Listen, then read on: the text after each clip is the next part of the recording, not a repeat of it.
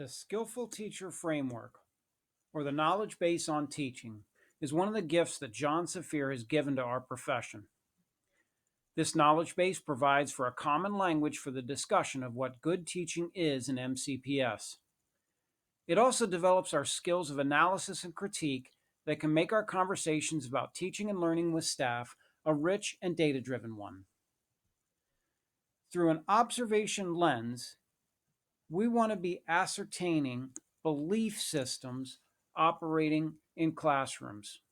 These beliefs should include that each and every student can meet standards, that it's a teacher's job to see to it that students learn at high levels, and the teachers themselves believe they know or can learn how to help every student be successful.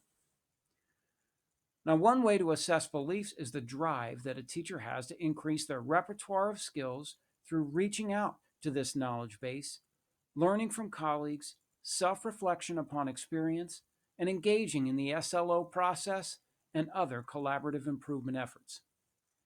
Now, just because a teacher has great beliefs, it doesn't mean a teacher can manage a classroom. Get and maintain student attention. Keep transitions moving. Part of the observation lens is to see that this exists. It could be that you're observing someone great in management. They can get and maintain student attention, maintain momentum, keep the transitions moving, and now they have to teach something. So our observation lens also has to include the teacher's use of instructional strategies to deliver the goods. How a teacher exhibits clarity of instruction, incorporates principles of learning, and how they teach both higher level thinking and content simultaneously through carefully chosen models of teaching. Now, it could be that someone has great management and instructional strategies, but they also have to be able to motivate students, especially with those students that are showing initial signs that they aren't. Therefore, our observation lens also must include motivational techniques a teacher uses. How does a teacher use their repertoires related to personal relationship building, class climate, and expectations to help all students generate the investment and put forth the effort that leads to successful learning? Our job as leaders is to make sure that every student has a teacher that cares about them, makes them want to come to school, do their homework, and try. Now, if that's not enough, our observation lens has to include the teacher's level of curriculum planning skills.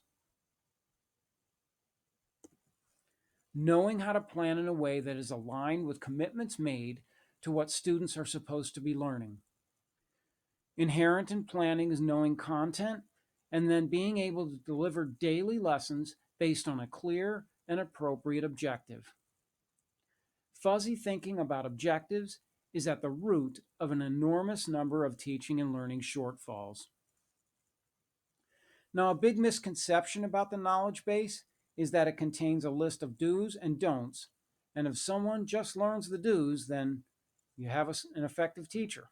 There's nothing more to learn. While it's true there are many effective practices, Saphir argues that there's not just one right way to do something when we teach. It's not the nature of professional knowledge in any profession, not in law, architecture, medicine, engineering, and not in teaching. Saphir argues that to define skillful teaching in this way as a collection of right or best practices is not accurate or productive. In fact, such a definition diminishes the complexity of the work as a true profession. That's why the key concepts are represented here.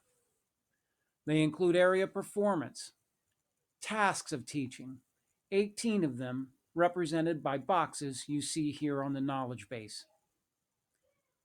Repertoire, ways of accomplishing each of those tasks, and then matching, selecting from a repertoire of options in order to match it to curriculum, students, and context.